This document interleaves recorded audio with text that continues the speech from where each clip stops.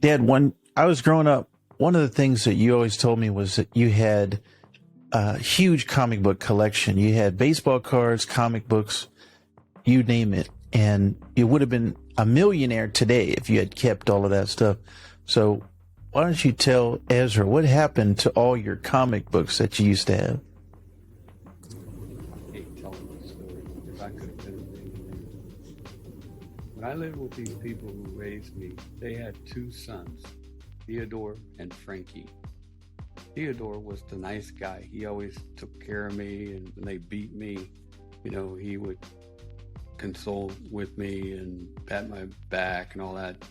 Frankie would laugh, and he was an idiot. He was just a complete idiot. He was a wino. He liked to drink wine.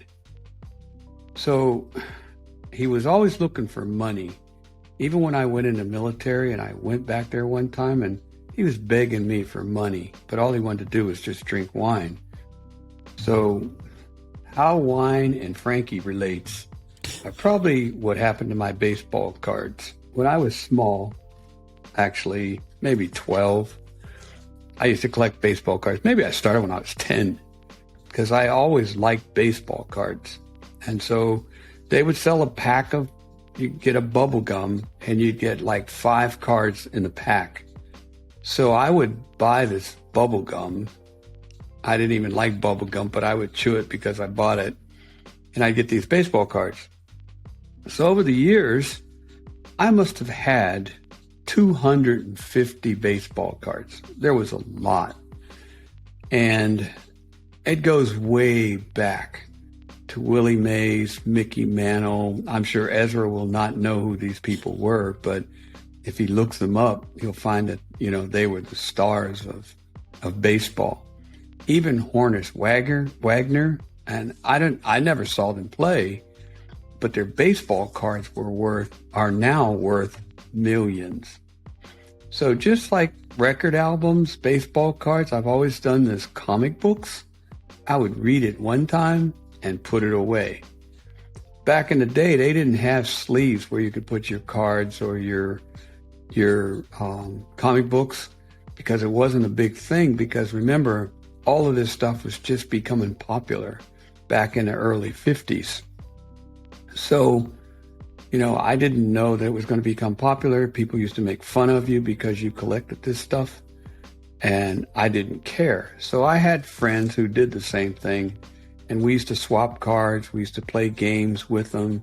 These are $1 million cards, and we're flipping them. And it's, raining, snowing, whatever. We didn't care. And they might get a little wet and smudgy.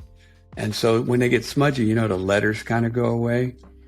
But I always had backups. So the only cards that I ever went out and I tried to win other cards were my backup cards. So I kept my primary cards, the originals, in a locker. I'm trying to look for a word that Ezra may understand when he grows up. A locker, a clothes hamper, I don't know. Anyway, these things were designed to just carry your clothes, and you would put your clothes in them. If they were like your summer clothes is wintertime, you would take your clothes and put them in this locker. So anyway, I had one, and it was full of baseball cards. And see, Ezra won't see this visually, but if I can describe it, it's just a long tube, a square, and it's about 4 foot long and about 3 feet deep. So these things are big. I had it full of baseball cards and comic books. And the comic books went back to the 50s. Some of them were originals, like the Superman ones or Batman. Whenever they came out, I had the original comic books. I even had Archie. I didn't even like Archie. I thought it was a stupid comic about these teenagers and boys and girls. And they're still going today. Yeah, they even have cartoons. So I would save those just because they came out and they were new. I had no idea what anything was worth, but I said to myself, one day these might be worth something. So I bought those. G.I. Joe, the Hulk. I wasn't real fans of all of that because the artistry in those comic books was busy and it was dark. everything was kind of drawn dark, and I didn't like it. So when Batman was kind of dark, but Superman, Superboy, Crypto, Bizarro, Spider-Man, those are all bright colors, bright scenes. But I got the other ones just because I thought they might be popular one day. So as time goes on, I've been doing this all the way through high school. So now I'm beginning to say, okay, I'm keeping my stuff, and I know it's going to be worth something one day. I hadn't planned on selling it for a long time. I was just going to keep it. That was my idea. Now, if somebody came and said, I'll give you $100,000 for that, I'd probably sell back in the day. But if I had just held on to it, we're talking millions for one card, just one card. I had even duplicates of the one cards that people were paying $1 million for. But I had no sleeves. There was no protection. So I'm sure over time they would have degraded a little bit. But even those are worth a lot of money.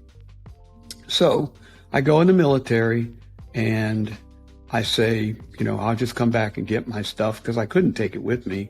I went to basic training in San Antonio, Texas. And the only thing you could carry was like one night's worth of clothing, and your toothbrush, that type of thing. So I came here, I did basic training for 6 weeks, and then you go back home. Well, I didn't go back home.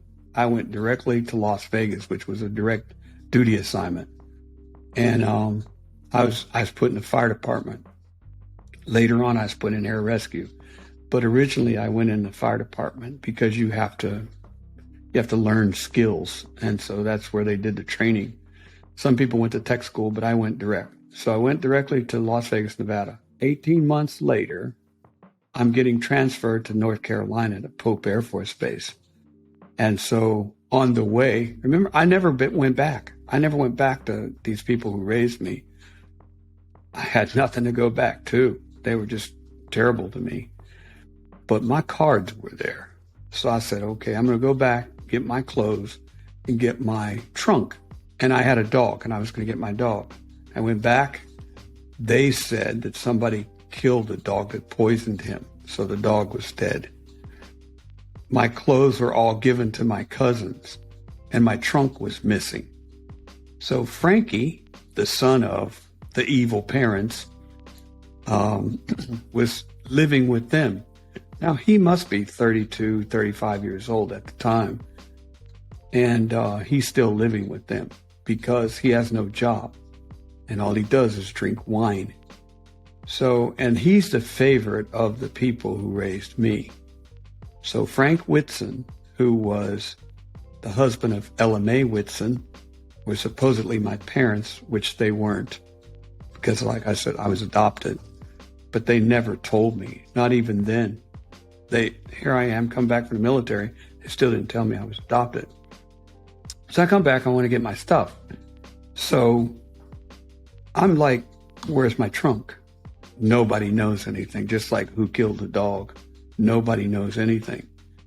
So then Frankie, who was the one, remember I said earlier that when I got beating or yelled at or whatever, he would be laughing at me and, making fun of me. And Big Ted, he was a truck driver, so he was always gone. He would come maybe once or twice a month. But Frankie was always there. So he started laughing at me, and he said, "You'll never get your cards back." I'll never forget what he said to me. So he never said he took them. He never said he sold them, but I know he did because everybody just didn't know where it went. Now, these people, they were poor. They watched every penny they had. They watched everything in that house. I know they know that he took those cards and he sold them. And I'm sure that because he wanted to buy some wine, and that's how he could make money. So that was 1965. So in 1965, people began to realize that these cards are worth something. But, back then, they were talking about Babe Ruth and Hank Aaron and Roberto Clemente and all those. But Babe Ruth, Mickey Mantle, those guys were really popular, and they were earlier players. So I know that he knew that, and he took my cards and he sold. So it was a sad day for me. So I left.